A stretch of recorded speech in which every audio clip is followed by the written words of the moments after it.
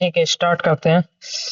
इससे पिछले वाले लेक्चर में हमने फिगर के थ्रू आई के फिगर के थ्रू सारी चीजें समझने की कोशिश की थी। ठीक, इस लेक्चर में ये जितने भी पार्ट्स हैं आई के सबको देख लेते हैं, क्या क्या इनके अंदर डिटेल्स दी गई है, कुछ छूटा तो नहीं है। ठीक है, तो यह स्क्लेरा या स्क्लेरियोटिक यानी दृढ़ पटल जो क्या करती है, आईबॉल के बाहरी साइड जो वाइट पार्ट होता है, ठीक है ना, हमको दिखता है आगे से जो वाइट पार्ट, ठीक है, आँख में, वही होता है स्क्लेरा। तो ये मानव नेत्र एक खोखले गोले की भांति होता है, खोखला गोला की तरह होता है, एक हॉलो स्फेयर की तरह होता है, ठीक है, जिसका व्यास लगभग 25 मिलीमीटर होता है। इसका जो डायमीटर होता है कितना होता है, 25 मिलीमीटर, ठीक है, बहुत देखे होंगे, छोटा सा आँख होता है, ठीक है, तो यानी कि मिलीमीटर में है इसका व्यास, बहुत कम है, जो बाहर से एक दृढ़ व अपारदर्शी श्वेत परत से ढका होता है, ठीक है, यही है अपारदर्शी परत स्क्लेरा। इसके अंदर लाइट एंटर नहीं है, वाइट वाला पार्ट ओपेक है और दृढ़ है, बहुत ही मजबूत है, ठीक है। यह अपारदर्शी परत दृढ़ पटल कहलाती है, जो नेत्र के भीतरी भागों की सुरक्षा करती है। ये क्या करती है, अंदर के पार्ट्स को सुरक्षित रखती है, ठीक है, बाहर के जो कहीं पे बाहर से कुछ अगर नेत्र पे लड़ेगा, शॉक आएगा तो उसको एब्जॉर्ब कर लेगी, ठीक है, अंदर के जो इसके पार्ट्स हैं उनको सेफ रखेगी, ठीक है, ये काम होता है स्क्लेरा का। रक्तक पटल, कॉरोइड,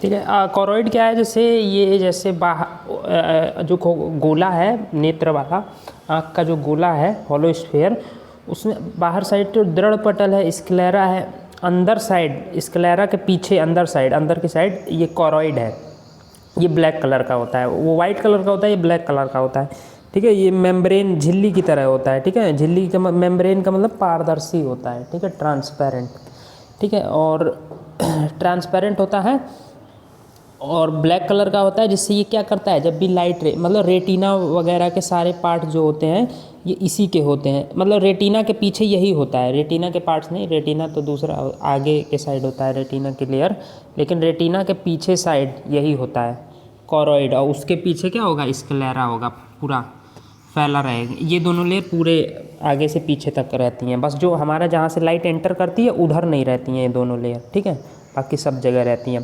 तो ये क्या करेगा, मतलब इसको रक्तक पटल भी बोलते हैं, और ये क्या करता है, जो भी आपका लाइट रे आता है उसको परावर्तन होने से रोकता है, ठीक है, उसको एब्जॉर्ब कर लेगा, तो फिर से जैसे मान लीजिए लाइट रे एंटर की अंदर, तो रेटिना पे इमेज बनना है ना, तो रेटिना पे मान लीजिए रेटिना से लाइट रे जब इस वाले लेयर पे पड़ेगी तो ये एब्जॉर्ब कर लेगा लाइट रे को, मान लीजिए रेटिना से आगे इसमें गई और ये क्या, ये नहीं रहे तो क्या हो जाएगा, परावर्तन होगा लाइट का अंदर ही अंदर, तो इमेज फॉर्म नहीं हो पाएगी, ठीक है, जिसे बोलते हैं ना मल्टीपल रिफ्लेक्शन, ठीक है, कई बार परावर्तन होना, तो वो नहीं होगा, ठीक है, तो जिसकी वजह से इसका भी यूज है। अब देखो नाम इसमें रक्तक पटल है, लेकिन रक्त वाली जो मतलब जो ब्लड वेसल हैं वो इसमें नहीं होती हैं, वो दृढ़ पटल में होती हैं, स्क्लेरा में होती हैं, ठीक, नाम पे नहीं जाएंगे, ठीक। कॉर्निया, कॉर्निया बता चुके हैं, ठीक है, इसको स्वच्छ मंडल भी कहते हैं, बस इसमें इतना देख लो, ठीक। आइरिस, आइरिस भी बता चुके हैं, इसको परितारिका भी कहते हैं, ठीक है, ये बस इतना देख लेंगे, ठीक। नेक्स्ट पुतली, पुतली को नेत्र तारा भी, जो जो नाम है ना एक्स्ट्रा ये याद कर लेना कि इसको ये भी बोलते हैं, इसको ये भी बोलते हैं, ठीक। पुतली, पुतली को नेत्र तारा भी बोलते हैं, ठीक है। अच्छा पुतली का आप केस समझ लो, इसमें जो दिया है ना, प्रवेश करने वाली प्रकाश की मात्रा को नियंत्रित करता है पुतली ही, जो हमारा प्यूपिल है वही एंटर जो लाइट एंटर करेगी हमारी आँख के अंदर, उसको यही कंट्रोल करता है कि कितनी करेगी, ज़्यादा कम क्या करेगी, ठीक है, वो ये कंट्रोल करता है, लेकिन किसके मदद से कंट्रोल करता है, आइरिस की मदद से। आइरिस जो आँख का जो हमारा कलर होता है ना, काला भूरा नीला, वही आइरिस होता है, तो वो आइरिस प्यूपिल के साइज को छोटा बड़ा करता रहता है, ठीक है, जिससे कि क्या, जब छोटा कर देगा तो लाइट कम एंटर कर पाएगी, जब बड़ा कर देगा तो लाइट ज़्यादा एंटर कर पाएगी।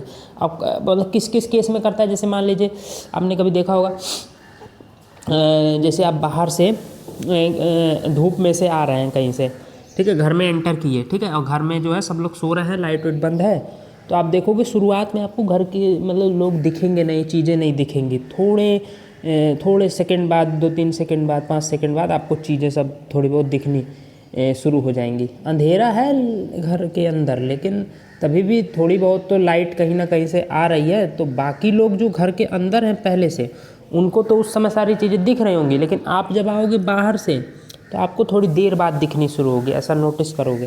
तो ऐसा क्यों है? क्योंकि जब आप बाहर थे, ठीक है, तो बाहर धूप वगैरह थी, तो आपका जो आइरिस था उसने प्यूपिल को छोटा करके रखा था, ठीक है, कि ज़्यादा लाइट रे एंटर ना करे, फालतू का लाइट रे एंटर करेगी ना, उसमें अल्ट्रा वायलेट रेज भी एंटर कर जाएंगी, ये वो, ठीक है, तो उसने छोटा कर रखा था, ठीक है। देखोगे धूप सूर्य की तरफ देखोगे तो आप क्या करते हो, हटाना चाहते हो अपनी आँख, तो उसी वजह से आइरिस भी क्या करता है, जब भी बाहर धूप में आप निकलते हो तो छोटा कर देता है प्यूपिल का साइज। और जैसे ही आप घर के अंदर आए तो अब छोटा साइज है, लाइट वैसे ही कम है, रूम में थोड़ी बहुत लाइट है, आपने छोटा कर रखा है, वो भी अच्छे से एंटर नहीं हो पा रही, तो आपको चीज़ें नहीं दिख रही हैं, इमेज नहीं बन रही है।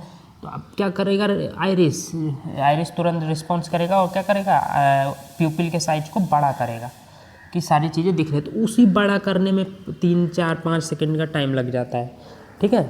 वैसे बोलने में तो टाइम ये बहुत कम लग रहा है कि 5 ही सेकंड में, लेकिन ये बहुत ज़्यादा समय है हमारी बॉडी के हिसाब से, क्योंकि जैसे हमारे जो ये आपका कंट्रोल एंड कोऑर्डिनेशन हम चैप्टर पढ़ते हैं, तो उसमें नर्वस सिस्टम हम पढ़ते हैं ना, तो नर्वस सिस्टम जो है, हमारी नर्व्स जो होती हैं सारी की सारी बहुत तेज़ रिस्पॉन्स करती हैं। जैसे देखोगे कोई जले पे आपने हाथ लगा दिया, तुरंत नर्वस सिस्टम रिस्पॉन्ड करेगा, ब्रेन तक तुरंत सिग्नल, ब्रेन तुरंत हाथ को हटाएगा वहाँ से, मतलब हटाने का सिग्नल भेजेगा उस मसल को, हमारी हाथ की मसल। तो बहुत तेज़ी से काम होता है, मतलब माइक्रो सेकेंड्स में होता है। आँख पे देखोगे, आँख की मसल जो है और पास में ही होता है ब्रेन, तो तुरंत सिग्नल भेजती है, तुरंत। अगर आँख पे कभी भी देखोगे ना, कुछ भी आ रहा होता है आँख पे, कोई भी चिंगारी आ रही है, बहुत तेज़ बंद होती है आँख, ठीक है, कुछ भी आ रहा होता है, धूल धक्कड़, बहुत तेज़ बंद होती है, रिस्पॉन्स बहुत तेज़ होता है। तो समझो माइक्रो सेकेंड्स में काम होता है, लेकिन यहाँ पे जो है रिस्पॉन्स थोड़ा लेट है, सेकेंड में काम हो रहा है, 5 सेकेंड में। आइरिस जो है थोड़ा कम, बहुत देर में रिस्पॉन्ड कर रही है। सेकेंड वैसे हम लोगों के लिए तो कम लग सकता है, लेकिन हमारी बॉडी इस तरीके से डिजाइन है कि सारे काम बहुत तेज़ी से होते हैं, माइक्रो सेकेंड्स में होते हैं, ठीक। तो एक चीज़ ये हो गई, ठीक है। एग्जाम्पल और भी समझ सकते हो, जैसे इस केस में तो क्या किया, प्यूपिल का साइज क्या कर दिया इन्होंने, आइरिस ने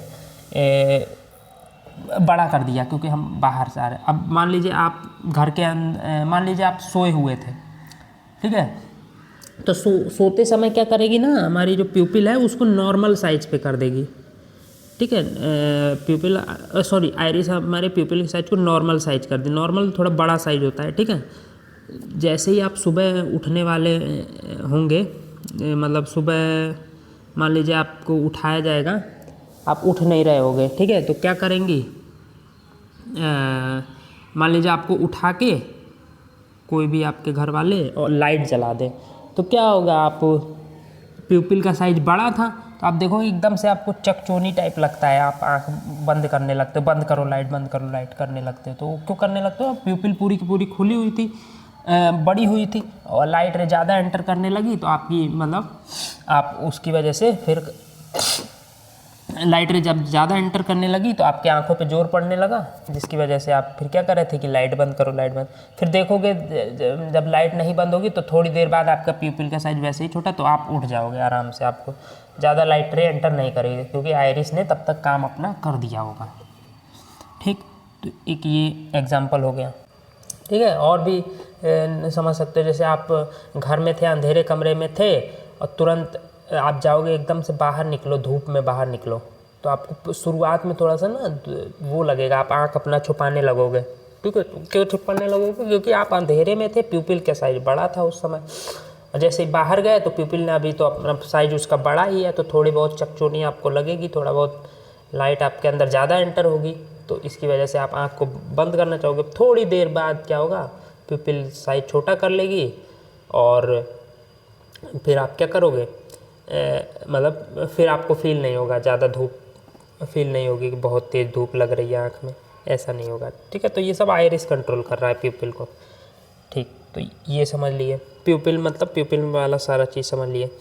नेत्र लेंस में बताए थे प्रोटीन का बना होता है, ठीक है, प्रोटीन का बना होता है ये लेंस, इस क्रिस्टलाइन लेंस बोलते हैं, आई लेंस बोलते हैं।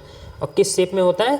उत्तल, द्विउत्तल होता है, बाई कॉन्वेक्स, ठीक है, या फिर उसको कॉन्वेक्स भी बोल सकते हैं, ठीक है। अभिसारी लेंस भी बोल सकते हैं, ठीक है। अभिसारी मतलब कन्वर्ज करता है ना उत्तल लेंस लाइट रेज को, और कॉनकेव लेंस क्या करता है? डाइवर्ज कर देता है, फैला देता है।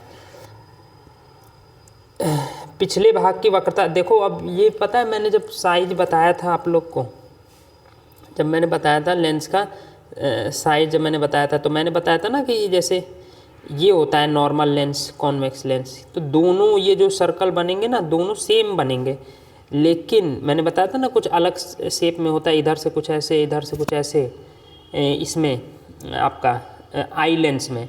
तो उसका मतलब ये है ना कि ये वाला तो छोटा बनेगा, ये थोड़ा बड़ा बन जाएगा, कुछ इस तरीके से, जैसे कि इसमें दिया हुआ है।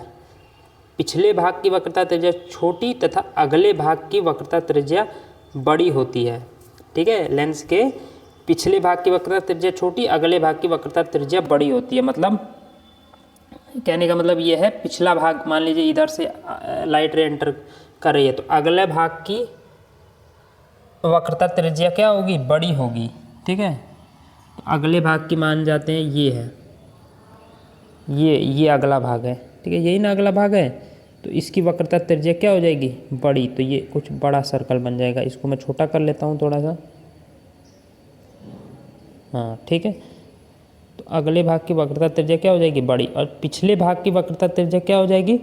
छोटी।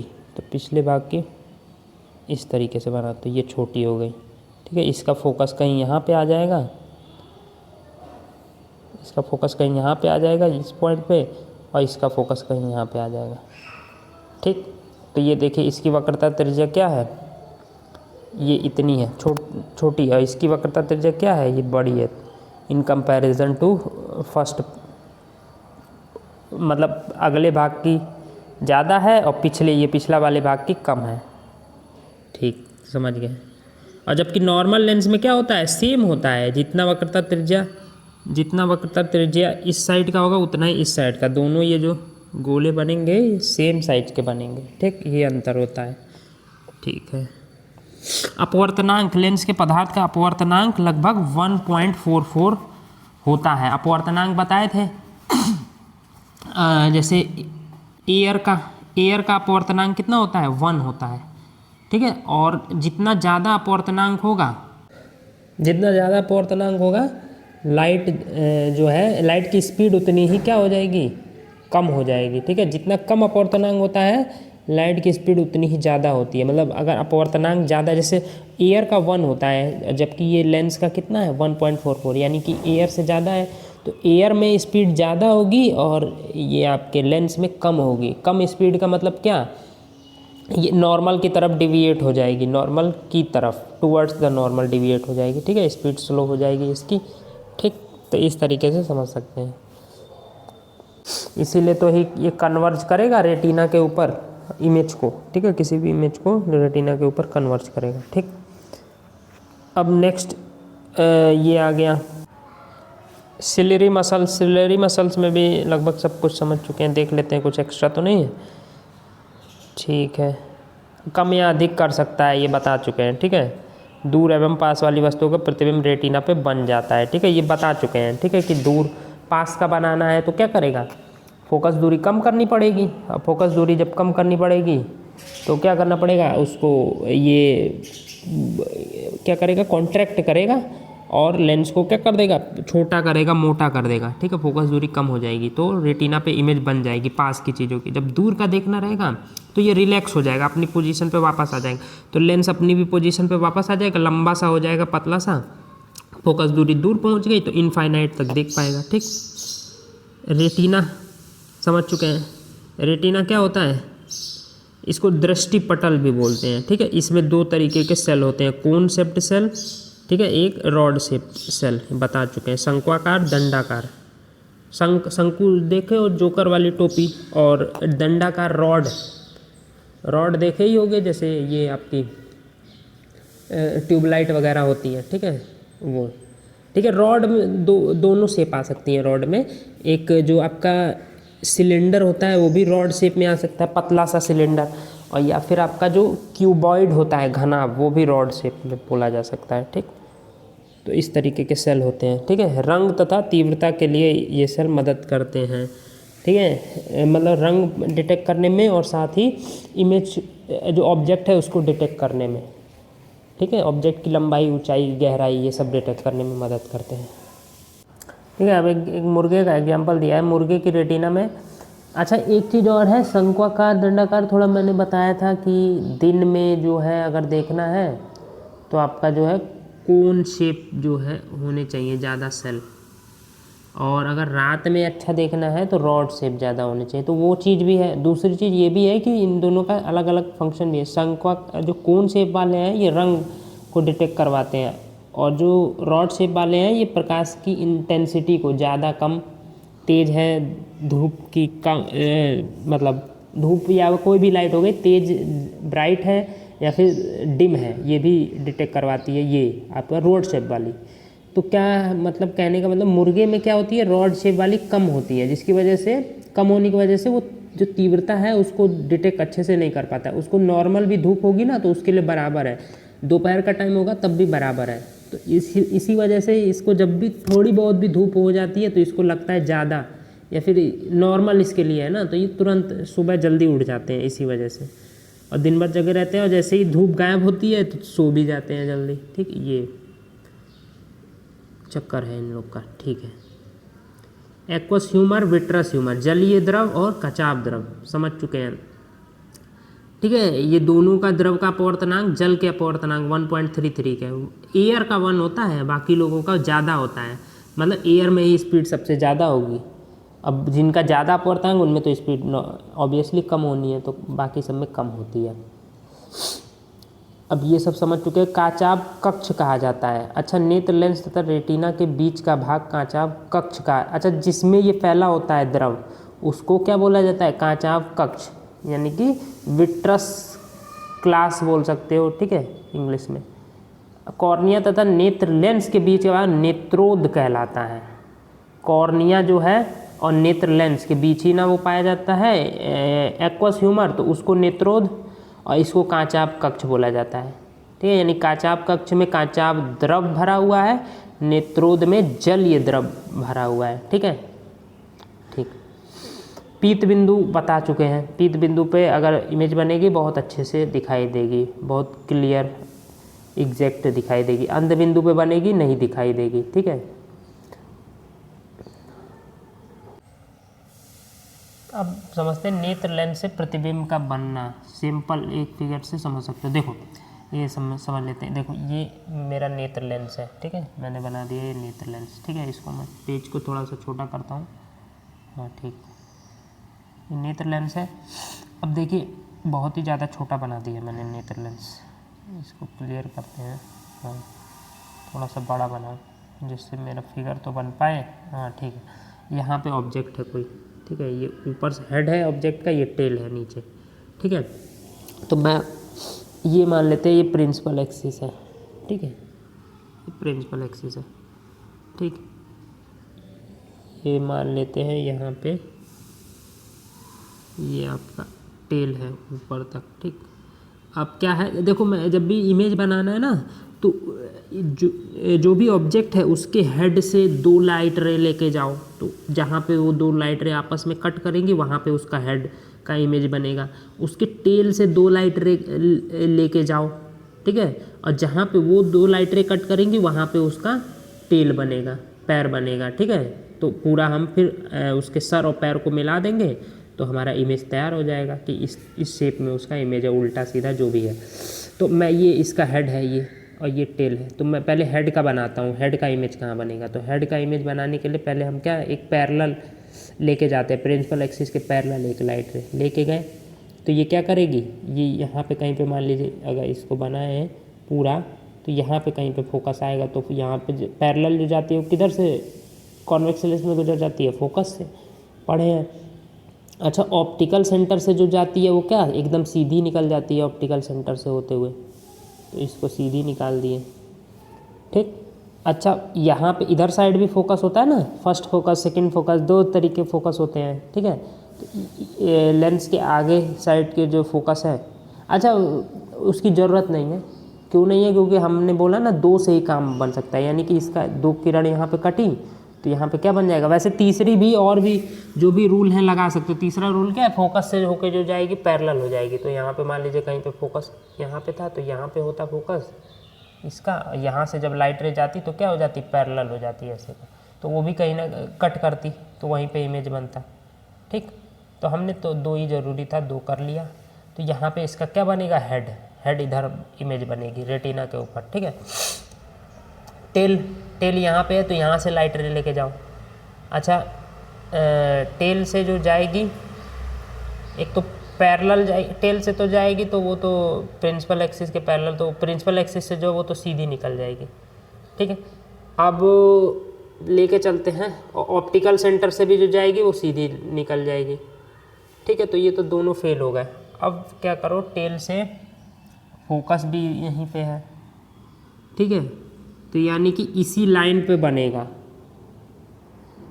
मतलब कि ये जो टेल है, टेल का इमेज, या मैं क्या करता हूँ ना, अभी थोड़ा सा समझने पहले इसी को समझा देता हूँ, फिर एक चीज़ और इसमें एक्स्ट्रा है वो भी समझा देता हूँ।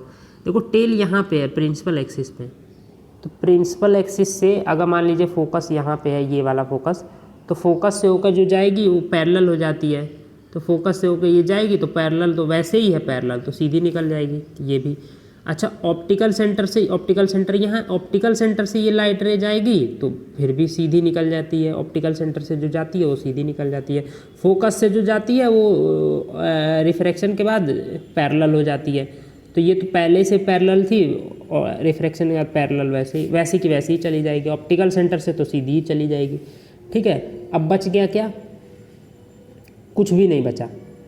तीसरा चीज़ जो बचा वो क्या है, पैरेलल जो जाएगी, पैरेलल क्या जाएगी, ये प्रिंसिपल एक्सिस के पैरेलल जो जाएगी, तो ये खुद ही प्रिंसिपल एक्सिस से होके ही जाएगी पैरेलल, मतलब वही लाइन जा ही रही है। तो प्रिंसिपल एक्सिस से जब जाएगी तो ये क्या हो जाएगी, फोकस से होकर जाएगी। तो फोकस इसका यहीं पे है तो फोकस से होकर जाएगी तो सीधी ही जाएगी। तो यानी कि यही लाइन पे बनेगा इमेज, कट नहीं हो रहा है कहीं पे। ये क्या है, एक ही पे, एक के ऊपर एक हैं लाइन्स। तो यानी कि हम क्या मान लेंगे कि हेड के ऊपर ही इसका टेल होगा, तो हम सीधा मान लेंगे कि इसी लाइन के ऊपर यहाँ पे टेल होगा, अगर टेल यहाँ पे है। ठीक, लेकिन मैंने बोला दूसरा केस जिससे आपको समझने में भी आसानी, मैं कर देता हूँ टेल नीचे, टेल यहाँ पे है, मान लीजिए इस पॉइंट पे है टेल, इस पॉइंट पे। तो अब इससे समझेंगे, तो इसके लिए क्या करेंगे, सिंपल दो रूल को इसे लगाने, दो लाइट रे भेजनी है। तो पहला मैं भेज देता हूँ ऑप्टिकल सेंटर से, सीधी निकल गई ऑप्टिकल सेंटर से। ठीक है, दूसरा मैं क्या करता हूँ, प्रिंसिपल एक्सिस के पैरेलल भेजता हूँ, और वहाँ से प्रिंसिपल एक्सिस की जो पैरेलल जाएगी वो कहाँ से होकर जाएगी, फोकस से, तो फोकस से होकर जाएगी।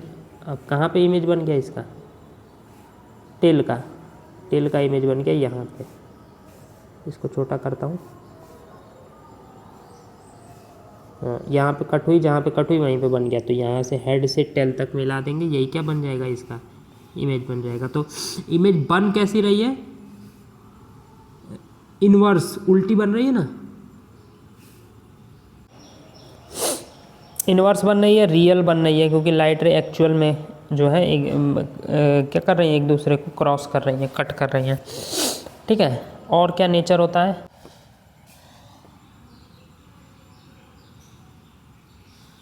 और नेत्र की फोकस दूरी, नेत्र की समंजन क्षमता, अकोमोडेशन पावर ऑफ ह्यूमन आई। और फोकस दूरी बता चुके हैं, बार बार बताने की ज़रूरत नहीं है। फोकस दूरी क्या होती है, अलग अलग होती है दोनों साइड की, इस साइड की, क्योंकि जो नेत्र लेंस बताया ना, दोनों साइड का जो उसका कर्व होता है वो अलग अलग होता है। ठीक है, आगे पीछे का, एक की वक्रता त्रिज्या जो है ज़्यादा होती है, एक की कम होती है। ठीक है, तो फोकस दूरी दोनों साइड क्या होंगी, परिवर्तन, एक तो अलग अलग भी होंगी और परिवर्तनशील भी होंगी, क्योंकि क्या है, बार बार जो है आपका सिलरी मसल्स उसको क्या करेंगी, जहाँ जहाँ का उसको ऑब्जेक्ट देखना है उस हिसाब से उसको कॉन्ट्रैक्ट और एक्सपेंड करती रहेंगी। ठीक है, तो यही कॉन्ट्रैक्ट और एक्सपेंड करना ही क्या कहलाता है, अकोमोडेशन पावर कहलाता है। मतलब जब पास का देखना है तो क्या करेगा वो, उसको कॉन्ट्रैक्ट करके उसको दबा के छोटा करेगा, छोटा मोटा करेगा, ठीक है। तो जिसकी वजह से क्या है, पास का दिखेगा, पास का इमेज बन पाएगा रेटिना के ऊपर, ठीक है। और जब दूर का देखना रहेगा तो क्या करेगा, फिर से वो हो जाएगा, रिलैक्स हो जाएगा, एक्सपेंड हो जाएगा, और उसको भी एक्सपेंड करा देगा, लेंस को भी। और फिर जो है दूर, मतलब फोकल लेंथ ज़्यादा हो जाएगी, दूर का भी देख पाएंगे, दूर की भी इमेज बन पाएगी इनफाइनाइट की, ठीक है। अब वो मैंने बताया था फार पॉइंट व्यू कितना होता है, 25 सेंटीमीटर, ठीक है। नेत्र तक की दूरी स्पष्ट दृष्टि की अधिकतम दूरी कहलाती है, सो इसका मान अनंत होता है। ये फार पॉइंट है, इनफाइनाइट तक का देख सकते हैं। और नियर पॉइंट क्या होता है, 25 सेंटीमीटर, 25 सेंटीमीटर तक अच्छे से देख सकते हैं। उससे कम देखेंगे तो क्या हो जाएगा, थोड़ा ज़्यादा उसको कॉन्ट्रैक्ट करना पड़ेगा, सिलरी मसल को बहुत ज़्यादा कॉन्ट्रैक्ट करना पड़ेगा, ठीक है। तो बहुत ज़्यादा प्रेशर लगाना पड़ेगा, तो उस पर दबाव पड़ेगा, सिलरी मसल पे भी, लेंस पे भी, ठीक है। जिसकी वजह से क्या होता है, हमारे आँखों में दर्द करने लगता है, ज़्यादा पास का देखते हैं, ठीक है। अच्छा, एक चीज़ और, अकोमोडेशन पावर ऑफ आई में एक चीज़ और समझिए। अच्छा, कभी ये करके देखना कि जैसे दो चीज़ें एक साथ देखने की कोशिश करना, ठीक है। एक पास की, एक दूर की। मान लीजिए एक कोई भी ऑब्जेक्ट रख देना, कोई भी बॉटल वगैरह दूर अपनी कहीं टेबल पे रख देना, ठीक है। और पास में एक पेन ले लेना, ठीक है। तो पहले क्या करना, दोनों को एक साथ देखने की कोशिश करना, ठीक है। तो देखना जब क्या होगा, जब आप पेन को देख रहे होगे तो आपको बॉटल जो है, दोनों को ऑब्जर्व करना, क्या मुझे साफ दिख रहा है, क्या मुझे ठीक से नहीं दिख रहा है। जब आप पेन को देख रहे होगे तो आपको बोतल जो है ब्लर दिखेगी, ठीक है। और जब बोतल को देख रहे होगे तो आपको जो पेन है वो ब्लर दिख रहा होगा। क्यों?